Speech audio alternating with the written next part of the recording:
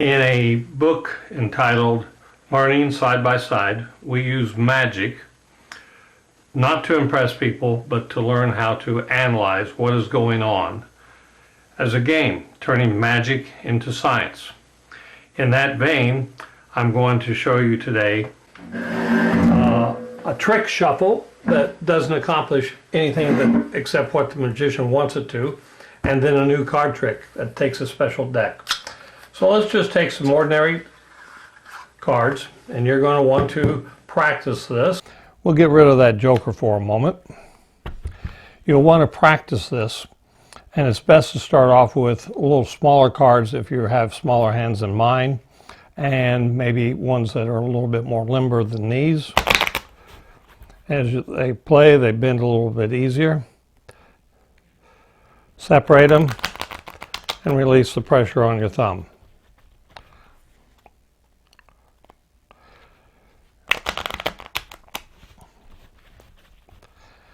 Then, if you want to add a little panache to the same shuffle,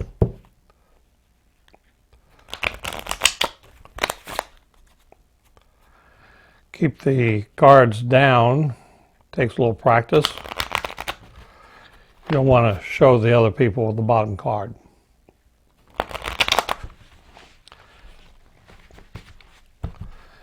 All right, or another shuffle that works is just taking and fanning the cards into each other. Releasing the pressure with your fingers, with your thumbs. Okay, those two shuffles are pretty useful and they're pretty standard. I'm going to show you a mechanics shuffle. The advantage of a mechanics shuffle is that I can control the bottom card. I just pull out, I cover most of what's going on with this hand.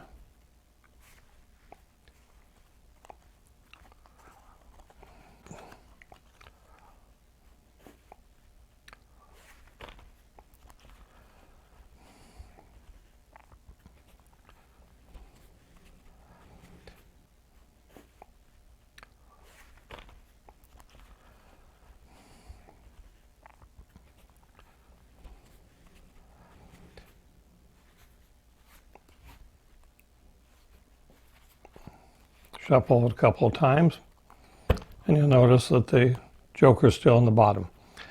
The trick is not that difficult. You put your little finger back there, and maybe hold a little bit lighter in here. Practice that a little bit. Obviously, I haven't been to the casinos very often. I don't have that much money to waste gambling. The card trick I want to start with takes a regular deck of cards, and you ask someone in the audience to name a card. Let's see. Oh, down there in Florida, someone just said the Three of Hearts. So I tap it 3 times. Now the Three of Hearts is upside down in this deck.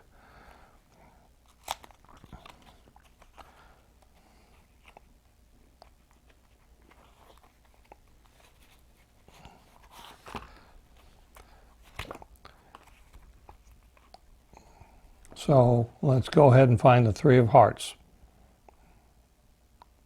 Yep, fortunate. There it is. Three of Hearts. Like that?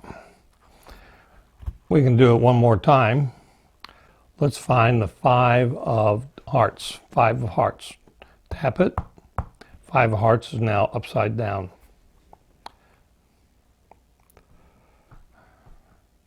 Oh. There it is. Now, how did I do that? Well, the obvious way to do it is I just memorize where those are, but I have another secret, is half the deck is facing you and half the deck is facing me. So the Five of Hearts is already upside down. And the way I know that is I just, in this case, memorized that it was the first one up. I can do some other cards too. How about the Three of Diamonds? Okay?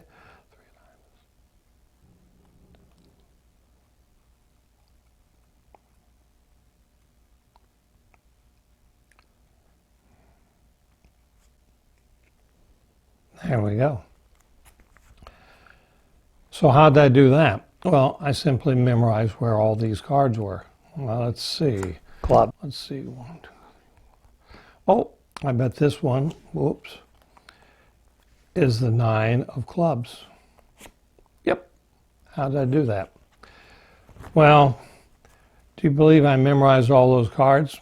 What would be a test for that? Well, the easy one is to shake them up a little bit and see if I can still find that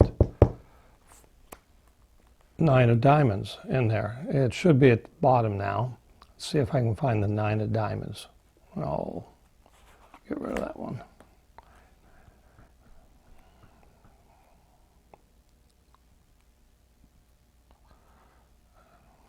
Whoa, there it is. Well, I didn't memorize them. Instead, I have a code. Let's see, let's pick these two,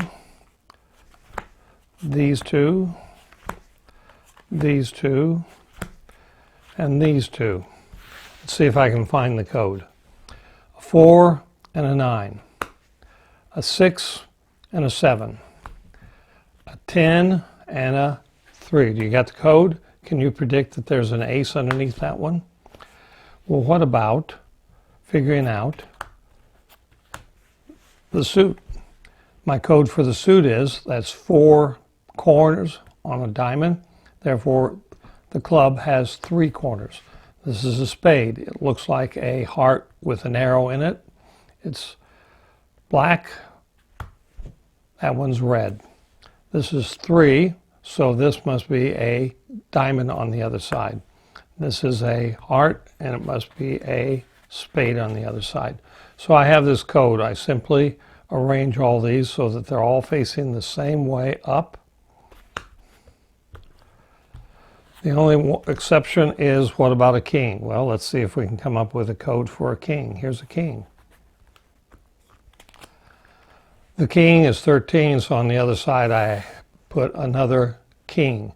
This is a spade, so the other side is a king of hearts. Practice this. You have to arrange the deck, keep it separate. The only other variable is put the joker on one side facing, in this case, the odd ones, and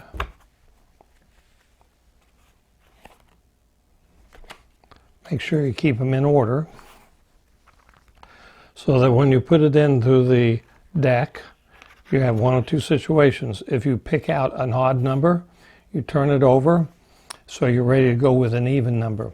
If someone suggests an even number, you take it out. Oh, we won't want that there. Now we can find the 4 of clubs real easily. So that's a pretty good card trick, but you've got to arrange the deck and insert it in here. You can have some fun with that, figure it out on your own, play around with a regular set of cards and convert it over.